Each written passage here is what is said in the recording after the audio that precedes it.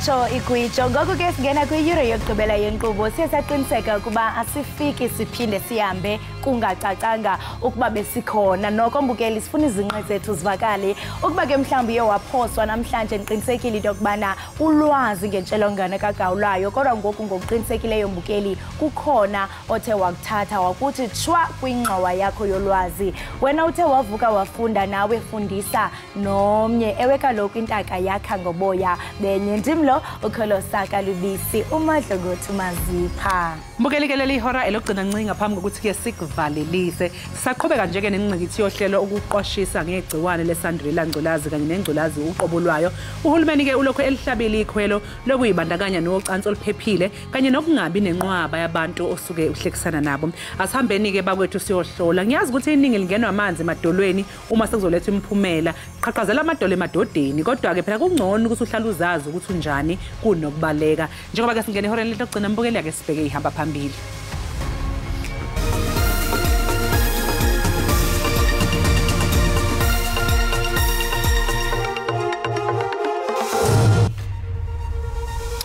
Umhlaba wonke namhlanje uqwashisa ngobhubhane lwesifo sengculazi kanti namanje kusabhekisiswa amanye amasu aphusile okulwa kanye nokunqoba lolu bhubhane. We have accepted that they are at peace with their Lord and Maker. Bekubanjwe inkonzo yesikhumbuzo yoyisakuba ngumdlali we-Orlando Pirates no-captain weJomo Cosmos uBabi Khomane Phezolo.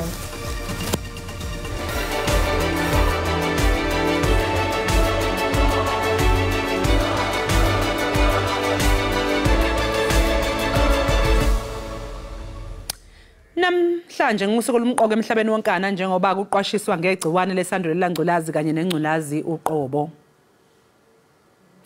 Usuku lokuqala lokuqwashisa ngalolu bhubhane lwasingathwa ngonyaka u1988 nalapho kwakuhlonishwa labo abashona bebhuqabhuqwa yilolu bhubhane kanye nezingqinamba ezibhekana nalabo abacwaswa ngoba benegciwane leSandrila ngculazi.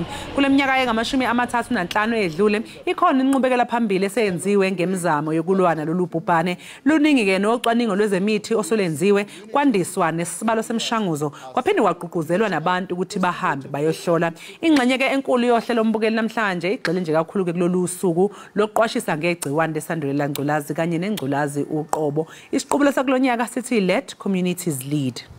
Umongameli uCyril Ramaphosa ugaleleke eDubai ukuya kuzimasa ingqongqothela ye-UN COP28. Ukanti abathunywa bamkele ingxowa-mali entsha yokunceda amazwe asweleyo ukumelana neentlekele zemozulu. I-United Arab Emirates izagaleleka izigidi ezilikhulu engxoweni amanye amazwe aza kunikela ngemali engaphaya kwe-$3 million.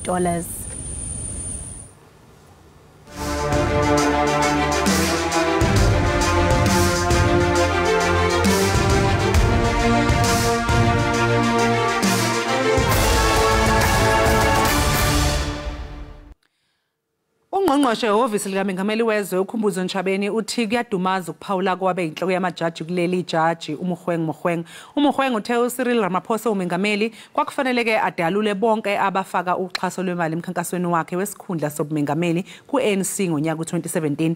Ntshabeni usola ke Umukhweng ngelithi ufuna ukulawula nakuba seledlula ihlandla lakhe njengenhloko yamajaji. Inxaso ngezimali yephulo likaRamaphosa eyaziwa njenge-CR17 yaba yindaba yasezinkundleni emva kokuba umkhuseli luntu owagxothwayo uadvocate Busisiwe Mkhwebane wamfumanisa elahlekise iParlamente. Nakuba kunjalo inkundla yomgaqo siseko yagweba ngecala likaRamaphosa.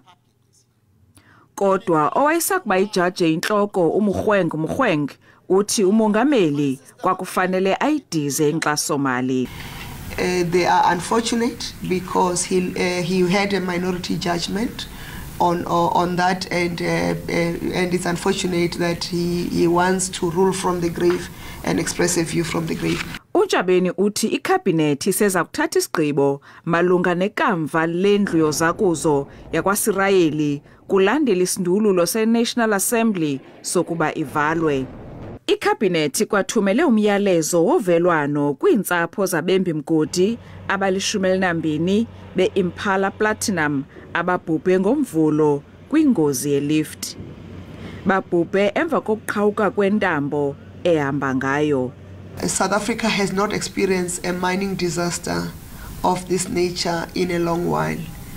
And before this disaster, we were on track to meet our goal of only recording 41 deaths in mine as part of our safety improvements in the mines. uJabeni uthi ikhabhinethi yanelisekile izinzame zika-Transnet zokusombulula ukuxinana kwamanye amazibuko elilizwe. Dingilulama Matya wendaba ze-SABC eParlament eKapa. Kukho inzame zokwandisa ikhefu kumlo phakathi kweSirayeli kunye neHamas eGaza. Ukubeka phansi izikhalo kwethutyana kungena kusuku lwesixhenxe okukwenziwe ngenjongo yokutshintshanisana ngabathinji abasibhozo kunye namabanjwa ngamashumi-30 asePalestine. Isifundazwe iKwaZulu-Natal sesizoba nezinombolo ezintsha zeimvume zeimoto zokuhamba emgwaqeni ezibizwa ngama-number plates. Lolu hlelo lwethulwe undunankulu esifundazweni uNomusa Dube-Ncube ePinetown entshonalanga yeTheku. Isifundazwe iKwaZulu-Natal sijoyina uzwelonke ngama-number plates athi awefane. Uhulumeni uthi lolu shintsho ludalwe ukuthi uhlelo olukhona luphelelwe isikhathi futhi seludala njengoba lunomthwalo emoto ezibalela ku-500,000 ezibhaliswa unyaka nonyaka. Okuyinto ke enza ukuthi amanye amadolobha aphelelwe indlela entsha yokwenza ama-number plates. Lolu hlelo luqala kusasa lapho kulindele khona ukuthi kuza bathenga imoto ezintsha nokushintsha ubunini bemoto kanjalo nezimoto zikahulumeni. Kepha ke uhlelo lawo wonke umuntu luqala ngoNdasa ngonyaka ozayo. Isifundazwe nesifundazwe kufanele sibe nezinamba, kufanele futhi sibe nezimoto ezinophawu olukhombisayo ukuthi le moto irejistwe kuphi noba ibhaliswe kuphi futhi ingekabani. Uhulumeni uthi abanikazi bemoto bazoyikhokhela lezi nguquko zokushintshwa kwama-number plates. We were still giving them more than 21 months to change. That means they can change even after a year, which will at least giving them an opportunity to fundraise whatever money that they might needed to change to a new system. Imbono emphakathini ihlukile ngalolu hlelo. And I also think that apparently they only have a grace period of 21 months to do it, which I also think is they should rather just phase it in. Kushintshwelana mangabe sizokhokha ngoba phela akuthini sithi akushintshwe nalapho singena emaphaketheni sikhokha imali. Wonke ama-number plates kuhlanganisa nalabo abantu abayiqokele okubhaliwe azogcina ngeyinhlamvu ezimbili ezithi ZN. Eyindabeni ze-SABC nginguVusi Khumalo eThekwini.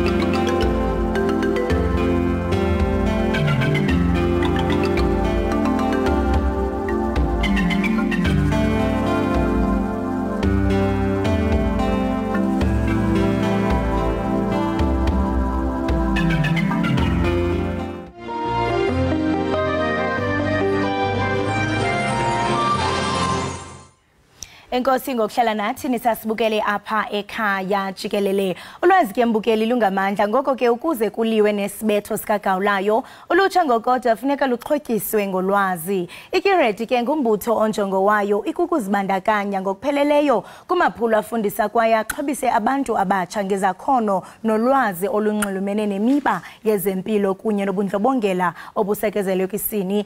Lo mbutho ke ukhokhelwa ngoogqirha baselula abalishumi unekliniki ke ezihamba-hambayo ezingama-46 kwaye ke namaqela aquka abongikazi abaqhubi kunye nabaququzeleli bakhuthaza bafundise abantu ngogawulayo kunye nobundlobongela obusekelwe kwisini. Ukuthetha nathi banzi ngalomba siqhagamshelana ngoZoom nogqirha uPhumelela Sambumbu. Gqirha Phumelela, masikubulise sikwamkele enkqubeni sibambe ngazo zozibini ngexesha lakho.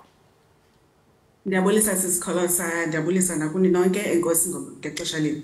Kubulela thina, mhle kakhulu umsebenzi eniwenzayo uqinisekisa into yokubana ulwazi niyalisasaza eluntwini. Ikiredi ke igxinanisa ukukhuselwa njengento engundoqo kwimpilo yabantu. Ungathi mhlawumbe yeyiphi gqirha indima edlalwa koku? So, statistics ebesisanda uphuma ze-HIV and AIDS zibonisa ukuba actually ukusetyenziswa kwe-condom kuphantsi kakhulu kulutsha lwaseMzantsi Afrika, nangona ke percentage yabantu abanamaqabane amaninzi okanye sexual partners ezininzi iphezulu yona. So iyabonakalisa loo nto uba isekhona i-gap when it comes to sexual education kulutsha especially. So ibalulekile kuthi as ukiredi but kuthi in general as i-healthcare workers to continue ukufundisa kwaye ukukhumbuza rather ulutsha ngokusetyenziswa kokhuselo, which is injongo yethu ke as I said njengokiredi, as well as ukufundisa ngento yoba i-HIV isasazeka lula kakhulu lube ulutsha lona libonakalise ukuba izinga liphezulu lokosulelo kubo. So education it plays a huge role kuloo nto yokufundisa ulutsha into yoba it's important to use condoms engage in sexual intercourse. Kaphambili wena gqirha bekukho inkolelo ezininzi ezinganyanisekanga malunga nentshalongwane kagawulayo. Ufumanisa into yokubana kuthiwa hey ungasheri mhlawumbe ispoon okanye icup nomuntu ophila nesi sifo nezinye ezininzi. Ingaba mhlawumbe nangoku kusenjalo kwaye yeyiphi indima yenu ekupheliseni ezo nkolelo? Sisekhona sisikholosa kakhulu, njengoba umentionile sekhona i-myths around ukusherisha i-cups, ukuhaga, ukuphuzana nomuntu one-HIV or HIV positive, abantu abakholelwa into yoba loo nto ingosulela nge-HIV. Kusekho i-myths around iimpawu zomuntu one-HIV, abantu basakholelwa into yoba umntu uyakwazi umjonga umbone into yoba u-HIV positive because umzekelo une-weight ehlileyo okanye ubonakale ngathi u-weak. So khona ziseninzi ezo myths ezo. So umsebenzi wethu, injongo yethu as ukiredi is to try and educate abantu, to give abantu education about HIV and AIDS, education about sexual health accurate nengahluzwanga undiluted, so that ulutsha luyazi into yoba nazi zona facts around HIV and AIDS, nazi imyths ekufuneka sihlukane nazo ukuze sikwazi ukuqhubeleka phambili. Ingaba abantu basakhathalele nyani ukuvavanyelwa i-HIV kwaye oku kubaxhobisa njani ingakumbi abo babelana ngesondo? Kuba ngoku siyabona into yokubana ingakumbi kubantu abatsha xa sijonga mhlambe izinga lamantombazana ingathi mhlambe umntu woyika umitha than uba mhlambe abe infected. Siyaqonda into yokubana kudala kwakukhona iinkqubo ezazifundisa, iinkqubo ezifana no-Soul City, even nasezikolweni kwakufundiswa abantwana besikolo ngokuba ba-abstain. Ingaba mhlambe ngoku siyabona mhlamba abantu abatsha ingakumbi bekukhuthalela into yokubana bahambe bayovavanya umntu asazi istatus sakhe? So what's interesting is that sebesanda releaswa ze-HIV and AIDS apha South Africa zibonise ukuba inani labantu aba-HIV positive abasaziyo istatus sabo so lonyukile actually. So about 90% of abantu aba-HIV positive are aware of istatus sabo, and iyabonakalisa loo nto into yoba abantu baqalisa uyibona ibaluleka kokwazi isimo sabo se-HIV. So that's a good thing. So njengokiredi ke nathi siyayigxininisa loo nto into yoba it's important ukwazi status sakho ngakumbi xa ungumuntu omtsha ikunika peace of mind loo nto ibonakalisa into yoba uxabisile impilo yakho ibonakalisa into yoba uzihloniphile nawe and that's a key message yethu. It's important into yoba ulutsha luthathe i-charge of i-health yabo. So i-message yethu is always into yoba it's important to know i-status sakho so that you can protect yourself, you can protect iqabane lakho as well, and so that you can have a peace of mind as well. So emphasize loo nto, and we've seen with the recent stats njengoba senditshilo into yoba lonyukile izinga labantu abayazi i-HIV status sabo, and ingaske siqhubeleke with that as well. Siyaqonda ubana ngexesha lakudala isifo sikagawulayo sasithathwa njengesigwebo sentambo. Ufumanisa into yobana nalo uchaphazelekileyo uzivalele endlini akafuni ubonwa mntu, kodwa ke nina nithi iyalawuleka. Singayitshentsha njani le ndlela yokucinga, kwaye ungathi mhlawumbe unyango lwe-HIV luqhubele phambili kangakanani ukuzawuthi kangoku? So kule nto ithethayo ke yoba it's become now disease manageable. It's important for oba siqhubeleke sifundise abantu ngaloo nto so that abantu bayazi into yoba xa sisithi it's important to know i-HIV status sakho, we mean into yoba even if you are HIV positive aliphelanga ilizwe, akuphelanga bomi bakho, uyakwazi uba kwi-treatment, and if i-viral load yakho isezantsi egazini you can continue with ubomi like normal. Remember, we talk about U equals to U, which is undetectable is equal to untransmittable. Londo iti, if umthamo wentsholongwane kwigazi lakho uphantsi, it means awukwazi uyosulela komnye umntu xa usabelana ngesondo kanye ne-exchanger igazi. So ibalekile ke lonto. In terms of treatment ke, as I said, is-stats ziyabonakalisa into yoba 90% of abantu aba-HIV positive bayasazi status sabo, and on top of that 91% of abo bantu ba-HIV positive bakwi-ARVs, and about 94% of abo bantu bakwi-ARVs umthamo wentsholongwane uphantsi kwigazi, meaning they've got undetectable levels of i-virus egazini labo. That is a good thing. It means we are making progress when it comes to ukontrola nokumanage i-HIV and AIDS. Zininzi ke nezinye indlela ezintsha to try and fight i-HIV and AIDS, especially amongst ulutsha, with the introduction of izinto ezinjenge-PrEP ne-PEP, which again zawuthetha a bit about zona, but ezo zinto ke zizindlela zokuzama ukuthoba i-transmission of i-HIV between abantu. And then there are also developments ke kwi-treatment, xa sithetha nge-treatment i-ARVs, specifically with i-ARVs ezizi-IV, but ke ezo zinto zise-part of i-research. So zininzi izinto ezenzekayo kwi-space of developing izinto and ways to better manage HIV, but it's important for abantu to know into yoba it's a disease emanagekayo and ayisiso isigwebo anymore. Bensazawubuza mhlambe ngezinye i-treatments, kodwa ndiyabulela kakhulu ngokuba ucacisele nombukeli nge-options ezikhona, i-PrEP ne-PEP. Kuyaphawuleka into yokubana nineenkqubo ezininzi ezokuvundlisa isizwe, nikwathetha nangempilo yezesondo ngokubanzi, hayi nje mhlambe nithethe ngokuvavanyelwa isifo sikagawulayo. Nikwenza njani oko kuba siyaqonda ubana mhlambe xa kuthethwa ngale micimbi abanye abantu bagoba phantsi intloko? Ingaba mhlambe nithetha njani uqinisekisa into yobana uluntu nalo luyanormaliza uba mhlambe kuthethwe ngemiba equka mhlambe ezesondo?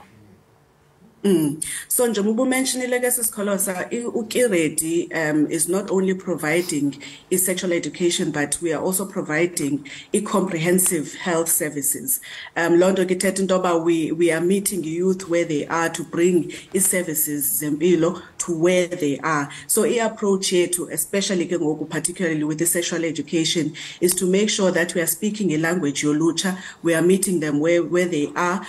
We are active ku social media, safumaneka ku Facebook, safumaneka ku X, safumaneka ku TikTok, Instagram, njalo njalo, and we put out videos on as platforms as fundisa ulutsha about sexual education and about impilo in general, and we make sure that we use a language that is relatable to ulutsha. We use the language that they use every day, and we also make sure intoba we create channels for ulutsha where they can reach us directly without having to go to inkonzo zempilo where umuntu mhlambe feel intoba andifuna ukuya because kukho ubani ondaziyo okanye endoncane abantu abadala. We've got a WhatsApp bot or WhatsApp number where they can WhatsApp us directly umuntu abuze lo mibuzo afuna uyibuza without any judgment, without any jargon, coming directly from a health professional, because nalo WhatsApp umuntu udibana directly with ugqirha, with one of us. So zezo ndlela ke sizama ngazo to try and change health education when it comes to bringing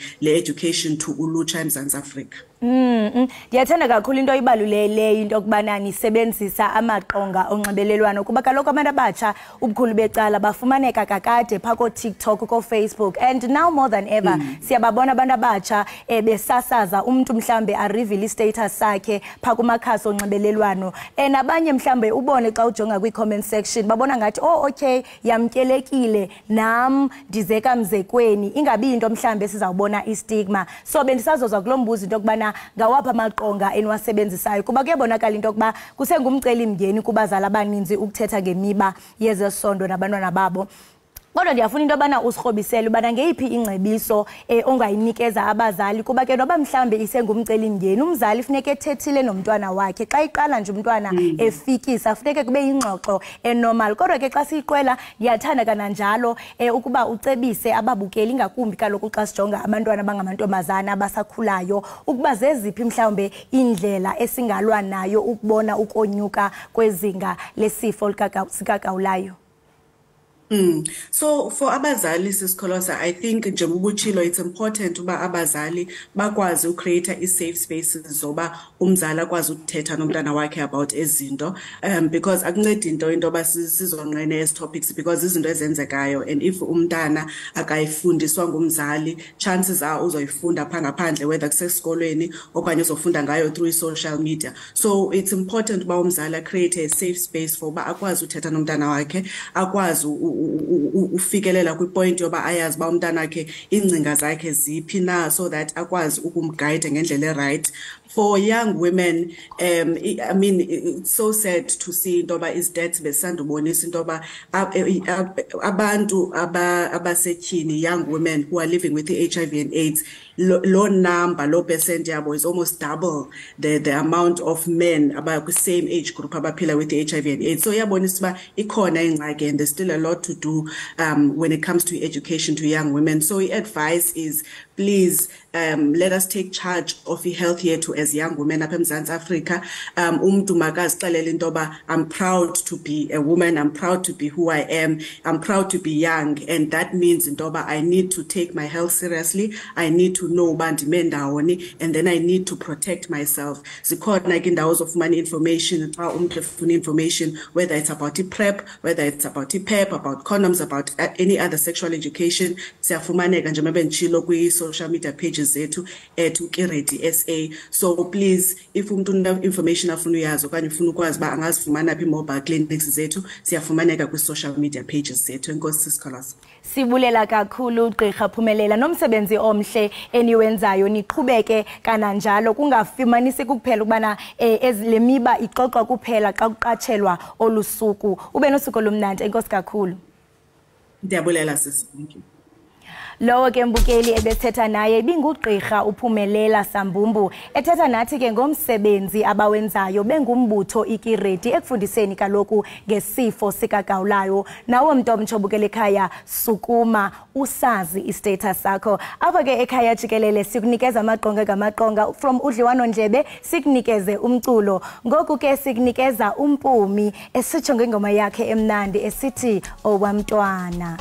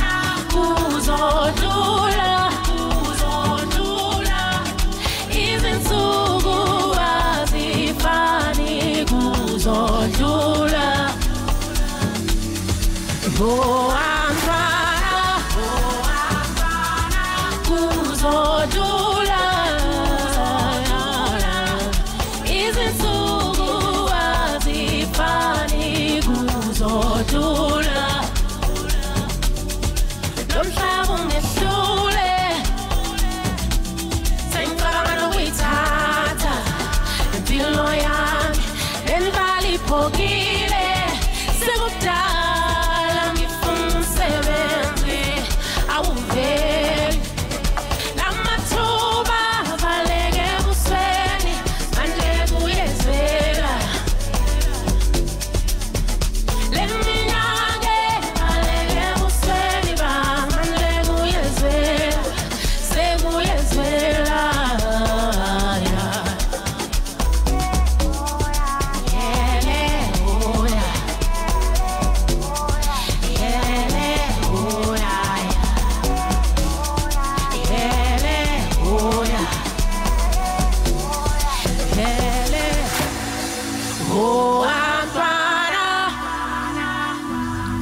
kuzodlula izinsuku azifani kuzodlula yo antwana kuzodlula izinsuku azifani kuzodlula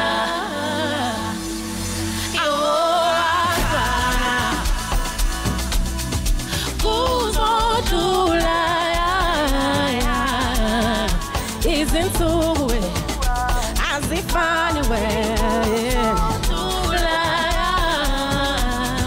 yo antwana kuzodlula izinsuku azifani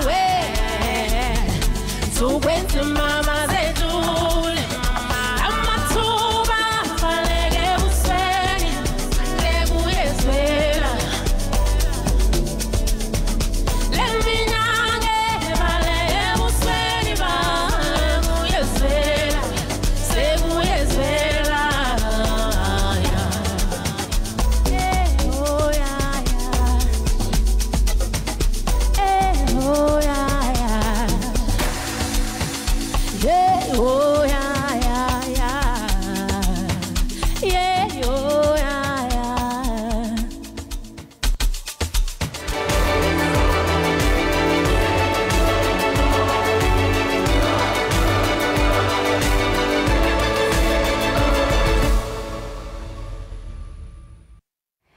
Enkosi kakhulu ngokuhlala nathi usabukele Ekhaya Jikelele. Uphando olwenziwe yi-Human Sciences Research Council luveza ukuba lehlile inani labantu abaphila nentsholongwane kagawulayo. Nangona ke kunjalo phakanyiswe inxalabo malunga nokwanda kolutsha oluphila nale ntsholongwane noluphakathi kweminyaka elinesihlanu okanye 15 24 kunye nelishwa lokungasetyenziswa kwezixhobo sokhuseleko ngaba bakule minyaka ikhankanyiweyo.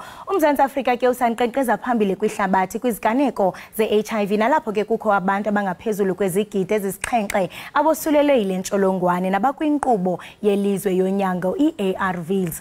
Ngoku ke siqhagamshelana noSizwe nodata ngumqeqeshi wezempilo we-HIV kubafundi bedyunivesithi yaseRhawutini. Nodata masikubulise sikwamkele enkqubeni. Unjani namhlanje? Ngiyaphila sisi njani? Ndiyaphila nam.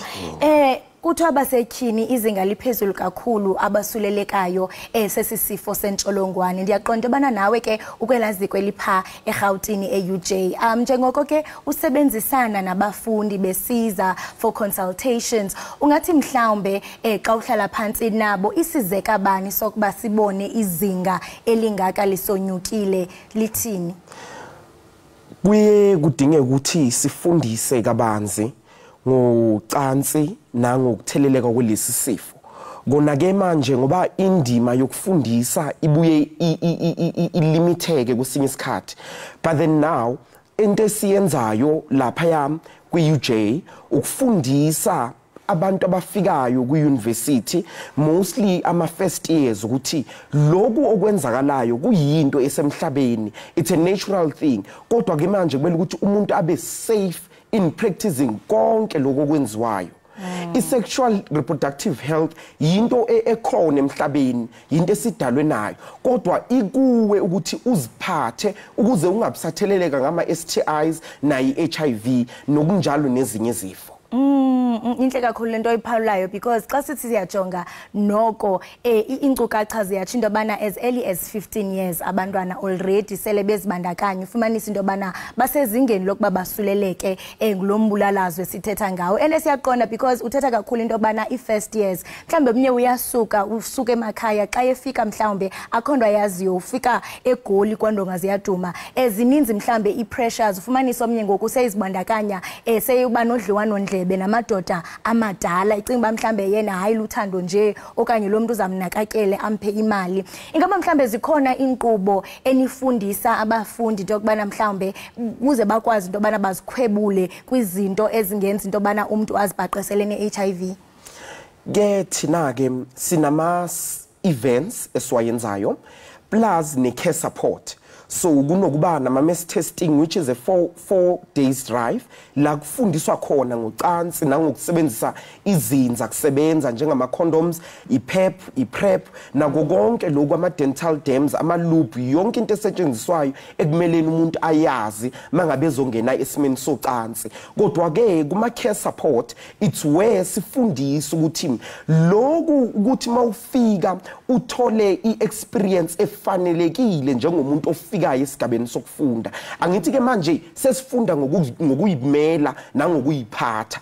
Umuntu mangabe efika esigabeni sokuyiphatha engaqeqeshekile kahle kuyamenza ukuthi alahlekelwe umqondo wokuyiphatha. So ke manje mayefika ufikela kithi simsiza ukuthi lokhu nalokhu akwenziwa mawufika kulesi sigaba.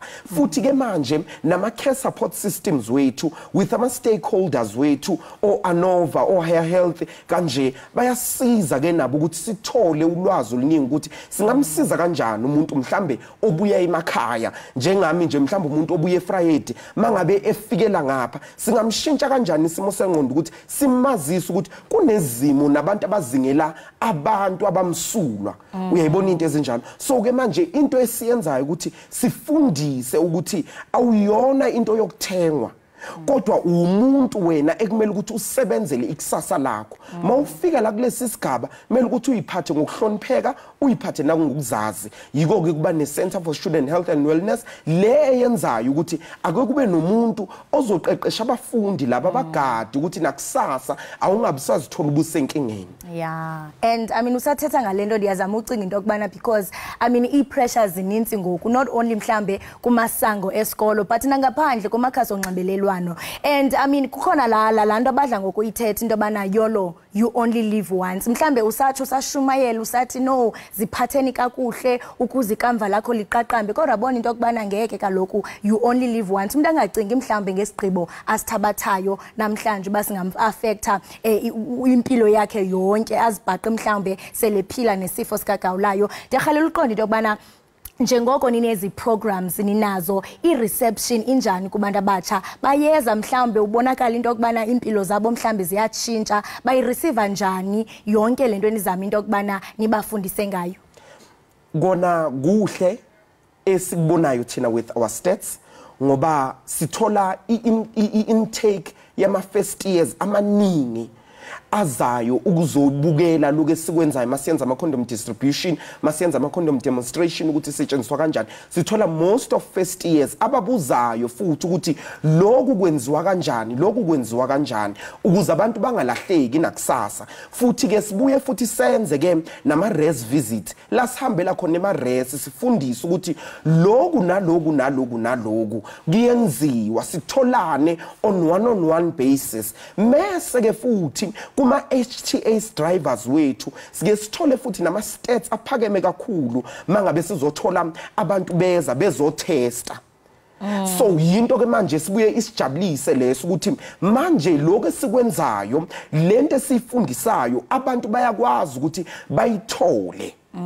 So vele ke manje noma befike etendeni bezoshutha asibi nankinga ngoba siyafuna ukuthi nakusasa itholakale komunye umuntu ozothola ukuthi no lento lebengiyenza right icondom ifakwa kanje iloop isetshenziswa makunje ini isetshenziswa makunje idental dam isetshenziswa makunjani ngoba ziningi izinto ezisetshenziswayo makumele ukuthi kuyenziwe ucansi ekuzivikeleni. Ndiyayithanda kakhulu lento niyenzayo ingakumbi ukudemonstrate because mhlambe xa nikwazi ukuthetha ngayo izoba normal nomuntu mhlambe engaziqhusheki uba ngabe uyabona into bana khona into ayisolayo kodwa ngendlela enizisa kuyo ngabo kwi-level yabo inhle kakhulu.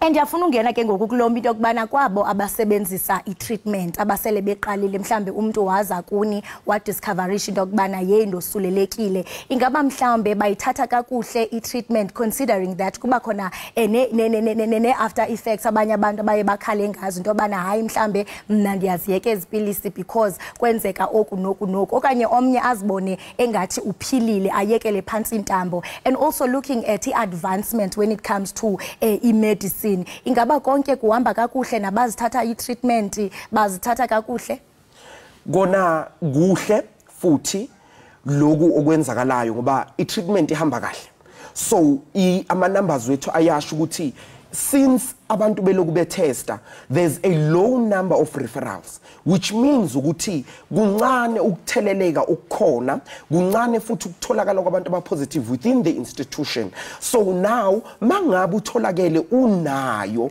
noma isifo lesi sesikwangamele siyaye sitholele i-counseling and i-referral support. It's not only ukuthi sigcina la itendeni ngokusho ukuthi cha sisi usunayo siyaye siyenze i-counseling afterwards and futhi siyaye sinikeze nabantu abazokusiza ngangakusasa ukuthi ungazitholi ususe ezingeni lokuthi ngiyayeka lento noma ngiyayeka ukuphila ngoba ngisuleleke ngalesifo. Siyazama ukuthi nanoma kwenzakalani sizama ukugqugquzela abantu ukuthi lokhu esikwenzayo kuyimpilo akusase into esabekayo futhi ke manje sithi ke thina masifundisa ke njengama peer educators sikhuluma njengabantu esesinayo ukuze singenzi ukuthi uzwe ungamkelekile kule tende lethu. Angithi manje sihleli nabantu abangayazi lento nabantu abanama myths nayo yonke lento le so siyenzela ukuthi mangikhuluma nawe uunderstand iperspective engikhuluma ngayo. And break zonke mhlawumbe ezankolelo wonke umuntu azive emkalekile. Enkosi kakhulu ngokuba wabelana nathi ngolwazi umhle kakhulu umsebenzi eniwenzayo ingakumbi kaloku apho nivundlisa ulwazi kubantu abatsha nangabona kaloku ekubonakala ingathi elizinga lentsholongwane lonyuke kube niqhubeke nenze lo msebenzi. Enkosi kakhulu ngokuba nibe nathi. Right mbukeli we-Ekhaya Jikelele lo ke besethetha naye nguye uSizwe Nodata ongumqeqeshi wezempilo iwe-HIV kubafundi be-University yaseGauteng. Saqhubeka ke mbukeli sininandisa ngomculo ngoku sinikezwa kwakhona uMpumi esithi ngibongiseni. Mpumi iqonga lelakho.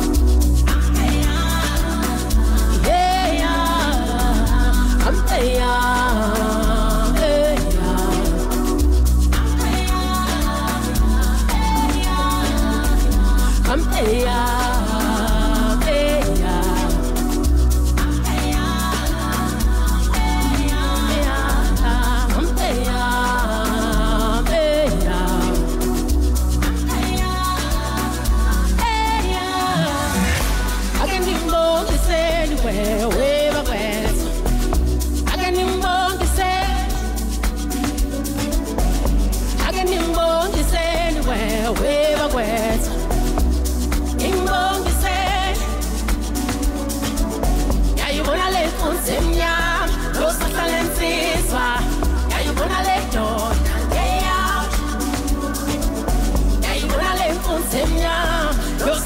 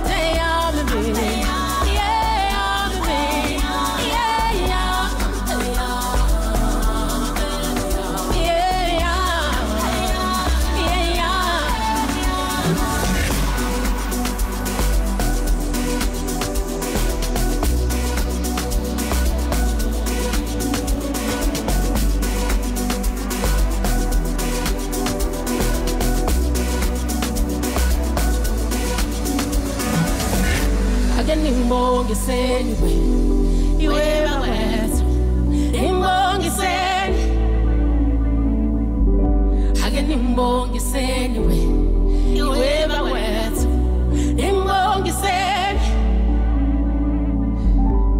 oh yeah oh yeah oh yeah oh yeah nimbongiseni ngeyami ndoda oh yeah oh yeah keep it from the door they call it the world they come on come closer so keep it from the door they call it the world they come on I am closer so keep it from the door they call it the world they come on come closer.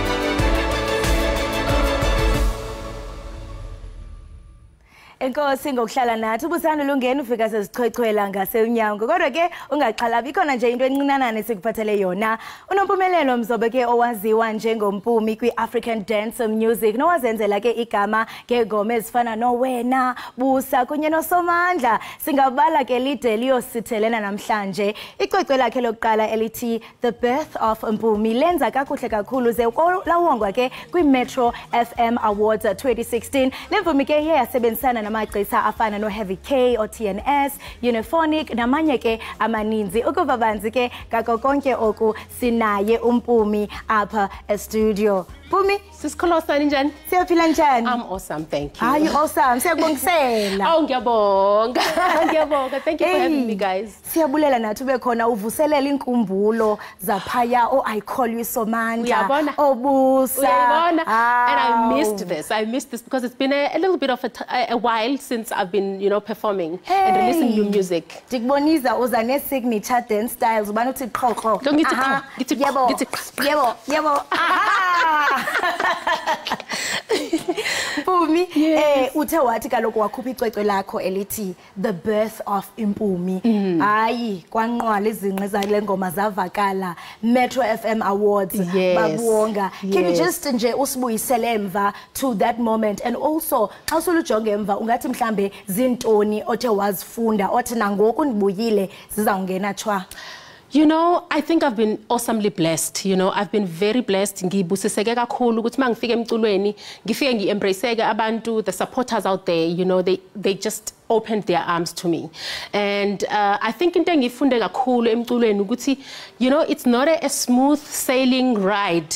There's humps, there's bumps, and you must just know what you want, And if you really, really love music, it will sustain you. You will have a long-standing journey. So your passion will sustain your passion will sustain you. Amazing. And you wasebenzisana ke namagcisa ahlukileyo Heavy K ndibala ntoni na ungathi mhlambe ngoku selubuyile zeziphi mhlambe i-collabs oqonda bajonga ndingarhalela because i-game iya ichintsha notshintsha but lento itshoyo bana you remain true to yourself zeziphi mhlambe i-collaborations ongathanda into bana ube nazo? I think when I worked with Heavy K in the beginning he was unknown, so I believe in talents that are just far and hidden, that don't make a lot of noise, but that are there and they are valid. There's a lot of people in different corners of South Africa. We are an extremely talented country. And I worked with a lot of unknown people, but also there's, a few faces that are known. I've got a song called Mina Now with Professor. It's out on all digital platforms. People are loving it. They've been looking forward to our collaboration and we've given them something to look forward to this festive season. And icwecwe lakho elitsha lithi abantu. Khasixele banzi ngale ngoma osandula uthetha ngayo ethi abantu bami ukuthi ingabe inspiration yale ngoma ethi Mina Nawe isukaphi wakhuthaza intoni? So I worked on an album, it's called Abantu, and Abantu, it's because I want to just show or reflect the adversities, the hopes, the dreams of my society, my people, the people I interact with every day. I'm telling their stories, their joy, their sadness, everything is in this album, including my own experience, because ngumuntu nami. So this one is about abantu, basically just telling stories of abantu through music. And Imina Nawe, like I said, it's a song that is on Abantu album, and we're no DJ Active kanye no Professor on it. It's a single that is currently out there. Abantu bayithakasele kakhulu. I just finished shooting a video for it, and you know it's gonna be an awesome December. December mawufana nomunye guys. December already so uchayelele indlela, and I can imagine the crowd intobana izawuphambana kube mnandi xa sele bekubona ubuyile with any vibe nje e different. Qaba nje ukukhuthaza imvume ezibukeleyo ezithi no sikubonile kwi industry usamile awugunqe athi namazwe enkuthazo. Ngithi nje thembelani uNkulunkulu. Nkulunkulu is the center, the pillar of everything that you do. And, you know, get into the music industry because you know that you are talented and this is what you are meant to do. And you know what? Do not look back. There are a lot of stumbling blocks, but you will sail through if you just believe and you just keep working hard. It does not end. You keep working at it. And no matter at what stage you are in the music industry, it does not stop. It does not stop. Jonga, yabona kulo December ngathi ungangiqwa epesini ngathi ngifuna uhamba nawe. Ningangishike masana. Ngitshayisa lezi yebo